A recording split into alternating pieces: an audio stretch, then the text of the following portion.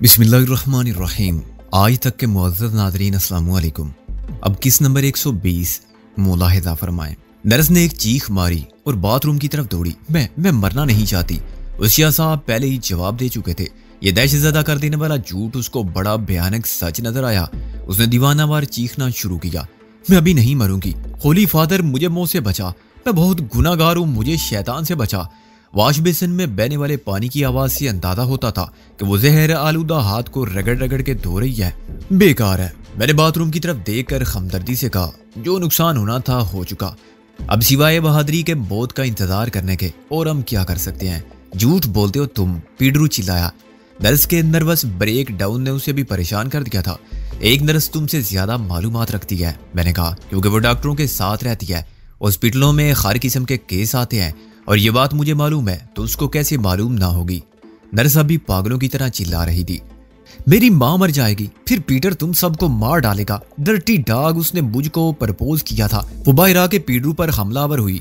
पीडरू ने उसे एक हाथ पर रोका और पूरी कुव्वत से उठाकर दीवार पर दे मारा। वो किसी लाश की तरह टकराई और फर्श पर गिरकर बेसुध हरकत हो गई। फूली हुई सांसों के साथ पीडरू कुछ देर उसकी तरफ देखता रहा। फिर वो आहिस्ता आहिस्ता आगे बढ़ा और घुटनों के बल बैठ गया।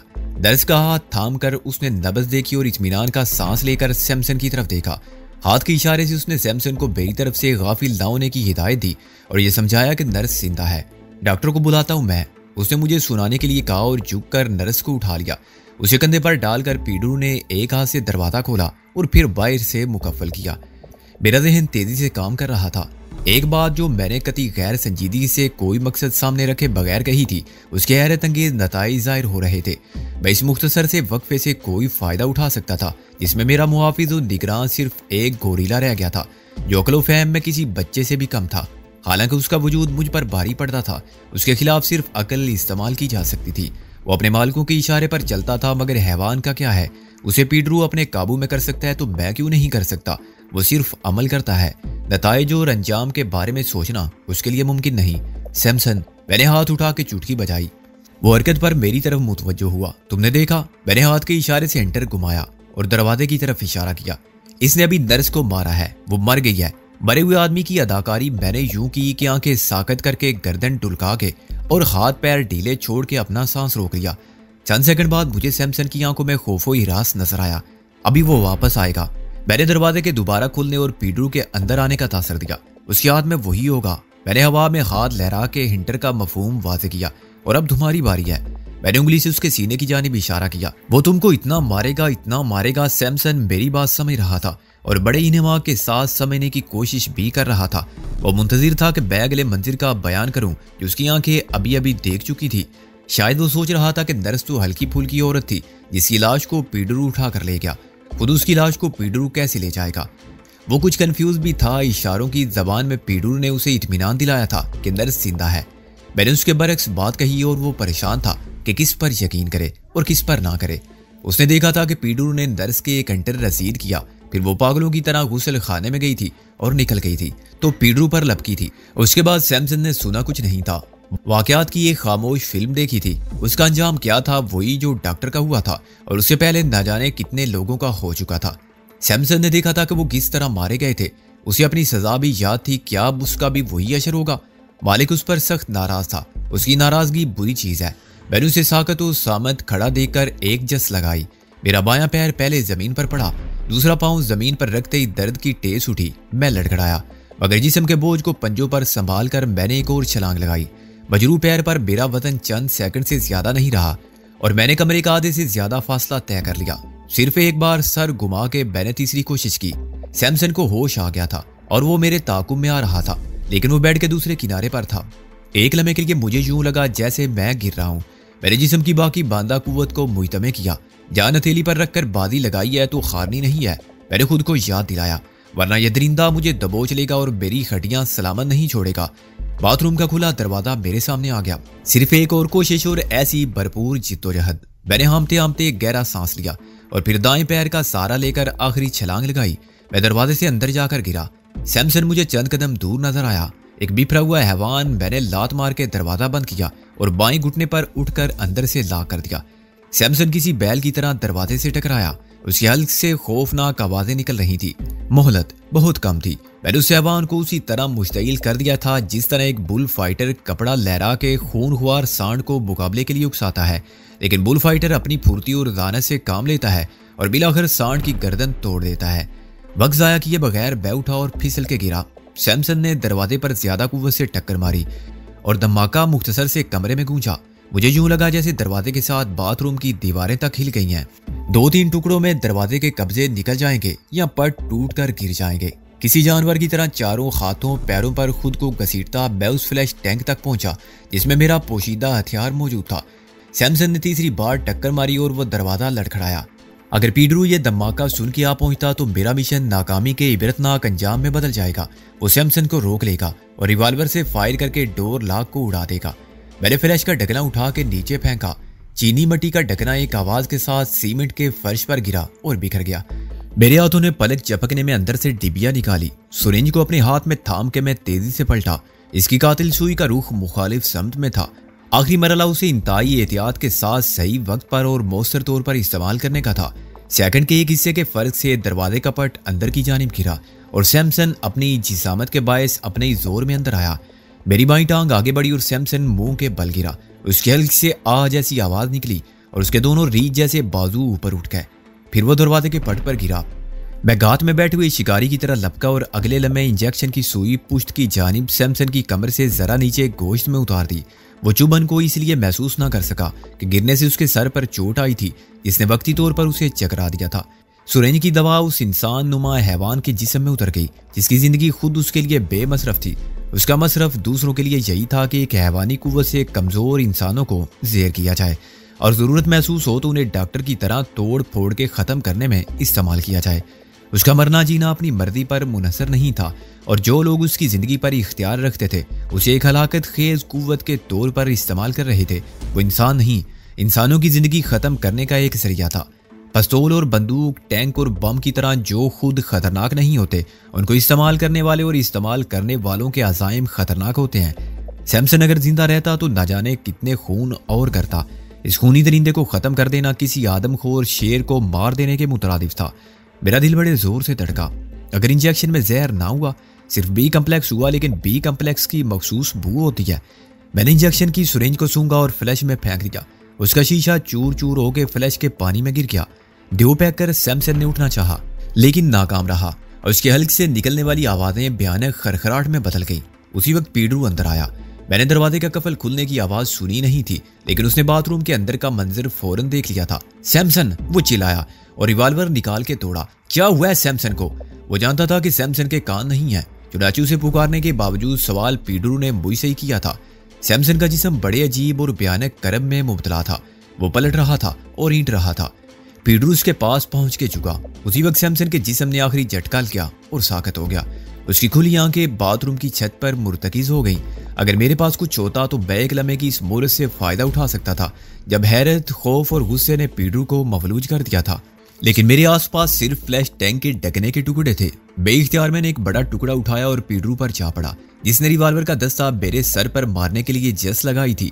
मोटे पोर्सलिन के टुकड़े ने शीशे का काम किया। हम बैक वक्त टकराए। खतरा महसूस करते ही पीडरू ने ट्राइगर पर उंगली का दबाव बढ़ा दिया था। धमाका 2 बार हुआ मगर गोली न जाने किधर गई। हम दोनों एक दूसरे से टकरा कर गिरे। फिर मेरे हाथ ने तकोन नुमा वो टुकड़ा पीडरू के जिस्म पर मारा जिसके किनारे आरी की तरह तेज थे। उसने सर झटका और संभलना चाहा मगर मैंने बड़ी फुर्ती से दूसरा वार किया। पीडरू ढीला पड़ गया। मैंने तीसरी मरतबा अपना हथियार इस्तेमाल करना चाहा लेकिन उसकी बैरूनी सतह बहुत चिकनी थी। चीनी की सतह मेरी उंगलियों में से फिसल गई क्योंकि मेरे हाथों में पसीने की नमी भी आ गई थी और मेरी हिम्मत भी जवाब दे चुकी थी। मैं किसी बदमस्त शराबी की तरह झूमने लगा।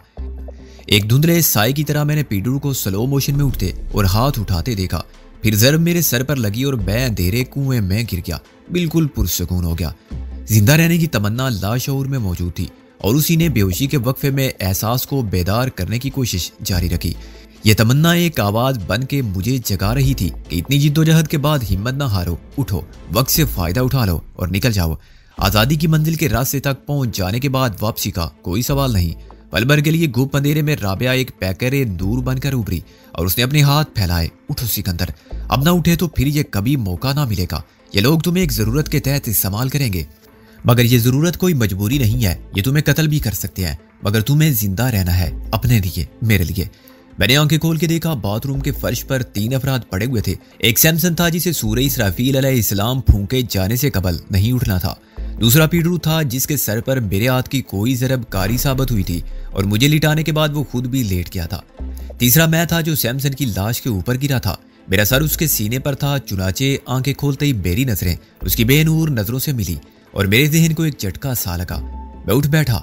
मेरे हाथ और टांग के मुकाबले में सर की चोट ज्यादा दर्द कर रही थी और मुझे यूं महसूस हो रहा था जैसे मेरी गर्दन पर मेरा सर नहीं, कोई चट्टान है जिसका बोझ उठाना मेरे बस की बात नहीं। दीवार को हाथ से थाम कर मैं आहिस्ता आहिस्ता उठा। वॉश बेसिन के पास रुककर मैंने एक हाथ से मुंह पर पानी के छींटे मारे तो मेरी हालत कुछ संभली। मैंने दरवाजे के खला का रुख किया। फिर मुझे पीडरू के रिवॉल्वर का ख्याल आया और मैं वापस हुआ। वो किसी भी वक्त होश में आ सकता था और मेरा काम तमाम कर सकता था। मैंने सैमसन को मार दिया था और दुश्मन को नाकाबिले तलाफी नुकसान पहुंचाया था। वो एक ही जगह दूसरा जमीर फरोश डॉक्टर तो ला सकते थे, मगर दुनिया के बाजार में सैमसन इतनी आसानी से दस्तयाब नहीं है। मैंने पीडरू पर भी ये वादे कर दिया था कि मेरी निगरानी में उससे क्या कोताही सरजद हुई और उसे ये धमकी भी दी थी कि मैं दिलावर को उसकी हमाकत से आगाह करूंगा। फिर मैंने उसको धोखा देकर नाकआउट कर दिया। अब होश में आते ही वो इंतकाम लेने के लिए, सजा देने के लिए या अपनी जात के तहफ़्फ़ुज़ की खातिर मुझे कोई सवाल किए बगैर गोली मार दे तो अजब नहीं। दिलावर के सामने वो इस इकदाम को नागज़ीर करार देने के लिए 10 जवाब पेश कर सकता है और उसे मुतमईन कर सकता है कि वो मुझे कत्ल ना करता तो सैमसन के बाद खुद मारा जाता और फिर नर्स मारी जाती। उसके जिंदा का राज फाश हो जाता और दिलावर आता तो सीधा पुलिस के जाल में गिरफ्तार हो जाता। मुझे कत्ल ना करने के अहकामात बहुत वादे थे, लेकिन इसका मतलब ये बहरहाल नहीं था कि मुझे सबको कत्ल करने का लाइसेंस मिल गया है। अपने दिफा के लिए कत्ल करने का हक तो कानून भी देता है। मुझे याद आया कि 2 गोलियां तो पीडरू ने भी चलाई थी। मैंने उसकी जेबों में हाथ डाल के देखा, लेकिन मुझे सिर्फ एक चाबी मिली जो डोर लॉक से ज्यादा किसी हथकड़ी की लगती थी। मैंने उसे जेब में डाल दिया। फिर मैंने इधर उधर देखा, मगर रिवॉल्वर ना जाने कहाँ था। रिवॉल्वर अगर पीडरू के हाथ से गिरता तो इसी बाथरूम के फर्श पर कहीं होता। अगर गिरते गिरते भी उसने रिवॉल्वर को नहीं छोड़ा था तो उसके हाथ में होगा। मैंने उसके दाएं हाथ को खींचा जो उसके उल्टे पड़े हुए जिस्म के नीचे आ गया था। पीडरू को रहा और मैंने उसे पलट दिया। रिवॉल्वर नीचे दबा हुआ था। मैंने उसे उठाया ही था कि पीडरू ने आहिस्ता आहिस्ता आंखें खोली और उठने की कोशिश की। खबरदार, मैंने उसे दूर होके कहा, मैं गोली मार दूंगा। लेकिन होश में आते ही पीडरू ने सूरत-ए-हाल का अंदाजा कर लिया। मेरी धमकी की परवाह किए बगैर उसने पलटकर एक हाथ फैलाया और मेरी टांग पकड़ ली। मैंने पैर को झटका, लेकिन ये मेरा सेहतमंद पैर नहीं था। पीडरू ने अपनी गिरफ्त और सख्त कर दी। नाकाबिले बयान दर्द ने मुझे अपनी बेबसी का एहसास दिलाया और मुझे गिरने से संभलने के लिए दीवार का सहारा लेना पड़ा। इतनी अजियत बर्दाश्त करने और फना बका की इस जंग के आखिरी मरहले में जान की बाजी लगा देने के बाद नाकामी का तसव्वुरी सुहाने रूह था।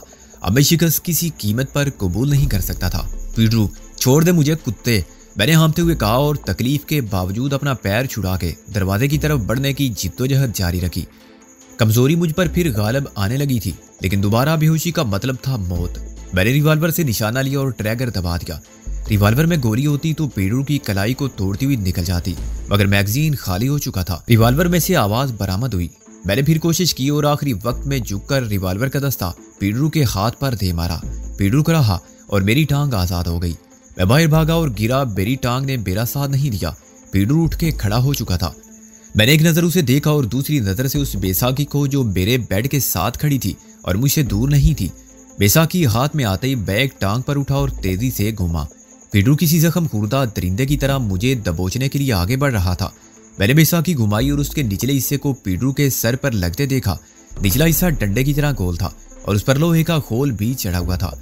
पीडरू ने अपना सर पीछे हटा के बचना चाहा, लेकिन उसका अंदाजा गलत हो गया। बेसाखी उसके सर को छूती हुई गुजर गई। अगर वो पूरी तरह होश में होता तो इस मामूली जरब को झील जाता। बेसाखी लगते ही वो नीचे गिरा। वो बेहोश नहीं हुआ था, लेकिन चकरा गया था।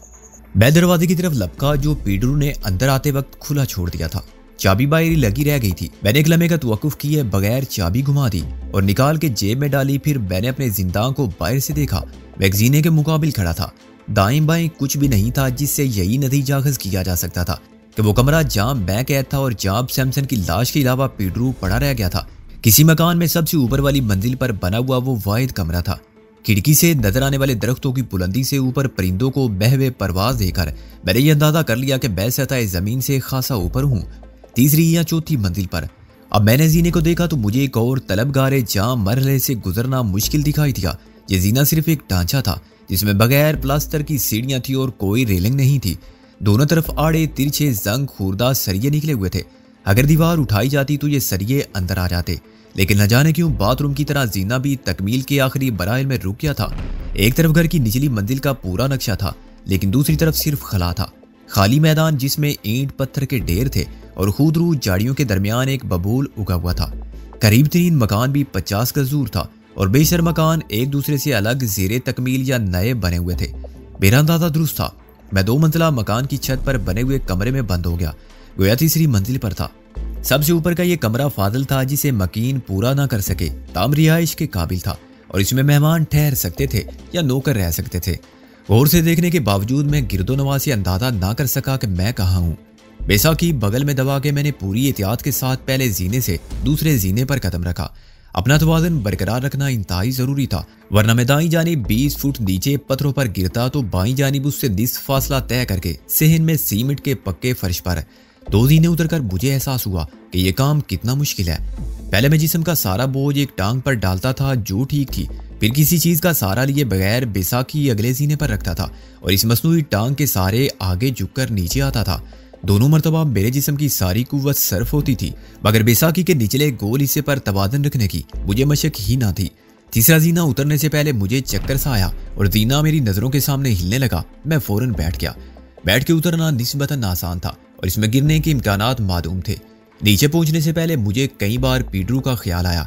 वो खुली खिड़की के रास्ते नीचे उतर सकता था, मगर आसानी से नहीं। जिस्मानी तौर पर वो पूरी तरह चाको चौबंद होता तो रवायती अंदाज में चादर फाड़ के पेटियां बनाता और पेटियों को गिरा देकर रस्सी, फिर उसी रस्सी के सारे हर गांठ को उंगली और पैर के अंगूठे में फंसाता नीचे उतर जाता। लेकिन अभी तो उसका ज़हन इस हद तक मावन नहीं हुआ होगा और बिलफर्दे महाल उसने रस्सी भी बना ली तो उसकी जिस्मानी सलाहियत आड़े आएगी। उसे सोचना भी पड़ेगा कि इस कोशिश में वो अपना वजन ना संभाल सका तो नीचे गिरकर कैसे उठेगा। बहर सूरत वो 10-15 मिनट से पहले कमरे से बाहर नहीं आ सकता था। नीचे वाली मंजिल का हर कमरा बंद और मुकफ्फल था। गर्दो गुबार की तय बताती थी कि मुद्दत से यहाँ कोई भी नहीं आया। दिलावर एंड कंपनी हमेशा ऐसे ही घरों का इंतखाब करती थी जिनसे उनका दूर का भी ताल्लुक साबित ना हो। हर आबादी में ऐसे घर मिल जाते हैं जिनके मालिक दूसरे शहर या दूसरे मुल्क में हों, मर चुके हों और घर लावारिस रह गए हों या सेबज़दा मशहूर हो गए हों और कोई उनमें रहने के लिए ना आता हो। दिलावर और उसके अवारी तो ऐसे घर तलाश करके नजर में रखते होंगे जो उनके काम आए लेकिन उनका सुराग ना दे। माजी में ऐसा कई बार हो चुका था। सबसे नीचे वाली मंजिल तक पहुंचना कोई मसला ना बना क्योंकि जीने के एक तरफ दीवार थी तो दूसरी जानिब लकड़ी की रेलिंग। लेकिन अभी मैंने आखिरी जीने पर कदम रखा ही था कि मुझे कदमों की चाप सुनाई थी। छुपने के लिए ना जगह थी और ना वक्त था। चंद सेकंड बाद नर्स नमूदार हुई।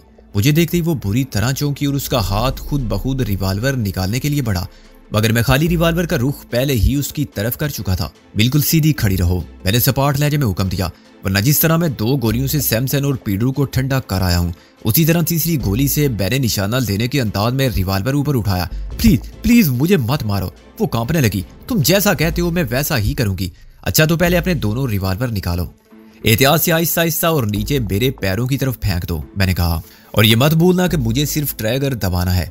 जरा सी गलत हरकत का शुबा भी हुआ तो मैं सोचूंगा नहीं। उसने इकरार में सर हिलाया और एक जेब से रिवाल्वर निकालकर मेरी तरफ सिरका दिया। मैंने झुककर उसे उठाया और जेब में रख लिया। अब दूसरा, जिससे तुमने मुझे गैंडा समझ के बेहोशी का इंजेक्शन दिया था, मैंने कहा, और उस वक्त मुझसे एक गलती हो गई। मैंने अपना खाली रिवाल्वर रख के जेब से नर्स का दिया हुआ रिवाल्वर निकाल लिया। उसका रद्द अमल इंतहाई गैर मुतवक्के था। नर्स ने बड़ी फुर्ती से दूसरा रिवाल्वर निकाला और पीछे हटकर मेरा निशाना लेते ही फायर कर दिया। मैं उसे गोली मार सकता था लेकिन मेरी ख्वाहिश ये थी कि इस पेशावर कातिल को जिंदा गिरफ्तार करूं और उससे वो सब पूछ लूं जो मुझे मालूम नहीं था।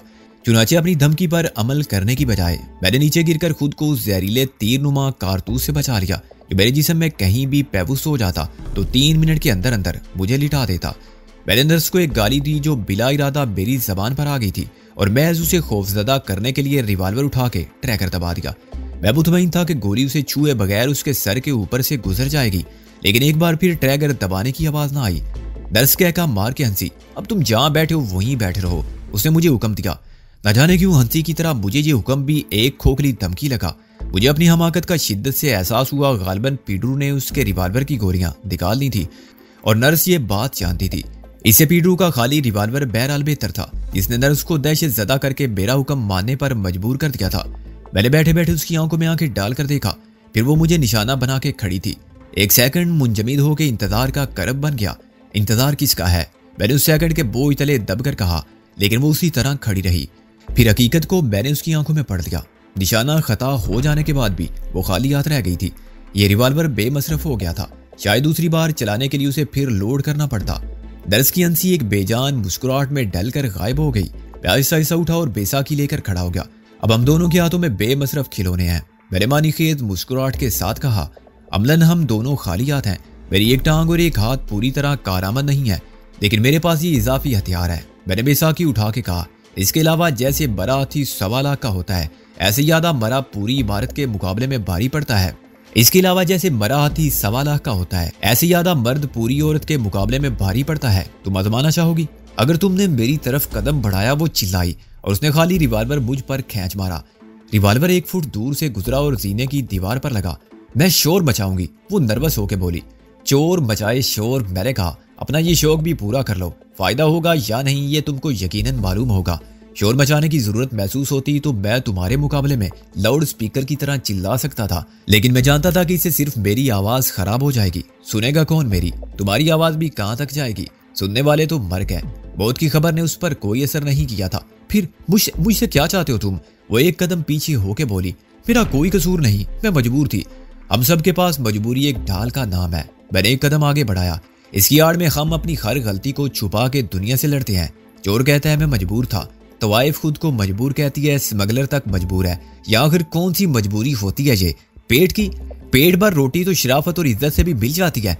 मजबूरी होती है हवस से ज़र की, इस दौलत की जिससे तन, आसानी और अय्याशी के असबाब पैदा होते हैं। जैसे जैसे मैं आगे बढ़ता गया वो पीछे हटती गई, यहाँ तक कि वो एक दीवार से जा लगी और उसके लिए मजीद मुराजत मुमकिन ना रही। मेरे और उसके दरमियान 3 फुट का फासला रह गया। मेरे पास वक्त कम है, इसलिए मैं तुम्हारी मजबूरी की कहानी सुनने नहीं बैठ सकता। मैंने कहा, मुझे असला चाहिए, रिवाल्वर की दोनों किस्म की गोलियां जो तुम इस्तेमाल करती हो। मेरे पास कुछ नहीं अब, वो बोली। तुम्हारी वजह से उन्होंने सब कुछ छीन लिया। मेरी वजह से? खूब, गोया वो मेरी गलती थी जिसकी वजह से तुमने मुझ पर गोली चलाई थी। मैंने तन से कहा, तुमको यकीन नहीं तो मेरी तलाशी लेकर देख लो। वो बोली, अभी कुछ देर पहले उसने रिवाल्वर से गोलियां निकाली होंगी। बेहोश करने वाली गोली मेरे पास एक ही रहती थी।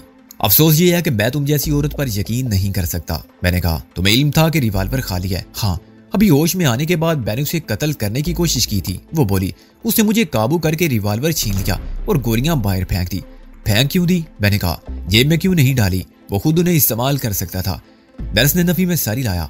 उसका रिवाल्वर दूसरी साख्त का था। गोलियां बाहर पड़ी होंगी, तुम ढूंढ सकते हो। मैं उसकी आंखों में आंखें डाले खड़ा रहा। यह तय करना बहुत मुश्किल था कि वो सच बोल रही है या मुझे उल्लू बना रही है। उसका चेहरा और आवाज दोनों हर किस्म के जज्बात से आ रही थे। तुमने उसे कत्ल करने की कोशिश की और उसने सिर्फ रिवाल्वर खाली करना मुनासिब समझा। मैंने कहा, तुम्हें कुछ नहीं कहा? उसने मारा था मुझे। उसने अपना रुखसार सामने किया जिस पर 4 उंगलियों के निशानात थे, बहुत वादे थे। मैं गिर गई। वो समझा मैं फिर बेहोश हो गई हूँ। उसी वक्त ऊपर से एक धमाका सुनाई दिया, फिर दूसरा। वो मुझे छोड़कर ऊपर भागा। उसे रिवाल्वर लेने का ख्याल नहीं आया जल्दी में। उस दूसरे बेहोश करने वाले रिवाल्वर की गोली वो कहां से लाता था? मैंने कहा, मुझे नहीं मालूम, मुझे तो अपनी जेब से निकाल के देता था। वो बोली, और मेरा ख्याल उसके पास एक ही होती थी। मैंने गौर किया तो मुझे सबसे निचली मंजिल के सारे कमरे भी बंद नजर आए। घर ज्यादा बड़ा नहीं था और शायद 5 मरले पर बना हुआ था। हर मंजिल का नक्शा एक ही था। दाईं तरफ एक कमरा, 2 कमरे सामने, दोनों कमरों के सामने बरामदा और बाईं जानिब एक कितार में 3 खाने यानी बावर्ची खाना, गुस्ल खाना वगैरह। बरामदे में एक तख्त बिछा हुआ था, गालिबन इस पर नर्स सोती थी। सैमसन के लिए फर्श खाक और बिस्तरे रेशम और कम ख्वाब बराबर थे। वो दोनों बारी बारी सोते जागते होंगे और मेरी निगरानी करते होंगे। खुला बावर्ची खाना इस बात का सबूत था कि नर्स के लिए वहां खाने पकाने की सहूलत फराहम कर दी गई थी। चुनाचे वो बावर्चन थी, अपने अलावा सैमसन को भी पका के खिलाती थी और मुझे भी। पीडरू या दिलावर जैसे मुअज़्ज़ज़ मेहमानों के लिए चाय काफी भी वही बनाती होगी। क्या ये मुमकिन है कि असला वगैरह भी किचन के किसी खाने में पोशीदा हो? मैंने सोचा। ऐसे क्या देख रहे हो? नर्स ने कहा, बावर्ची खाने में तुम्हारे मतलब की कोई चीज नहीं है, तुम तो ख्यालात तक पढ़ लेती हो। मैंने तमस्सर अमेज लहजे में कहा, ऐसे एतबार नहीं कर सकता मैं तुम पर। अपना मुंह दीवार की तरफ कर लो, मैं तलाशी लूंगा। हरकत बिल्कुल ना करना, बल्कि सांस भी एहतियात से लेना। तुमने मेरे खाली हाथों का कमाल देखा है। तुम वक्त साया करके खतरा मोल रहे हो। वो पलट कर बोली, ये ना हो कोई आ जाए। इसका एहसास मुझे भी था, लेकिन फरार होने से पहले मैं इस अमर को यकीनी बना लेना चाहता था कि ये शिकारी औरत जेरे दाम आ जाने वाले शिकार को हल्के दाम तोड़ के फरार होता देखेगी तो गोली नहीं चलाएगी। पीडरू का किसी भी वक्त होश में आ जाना मुमकिन था और उसके लिए बंद कमरे से निकल आना मुश्किल जरूर था, लेकिन नामुमकिन नहीं था।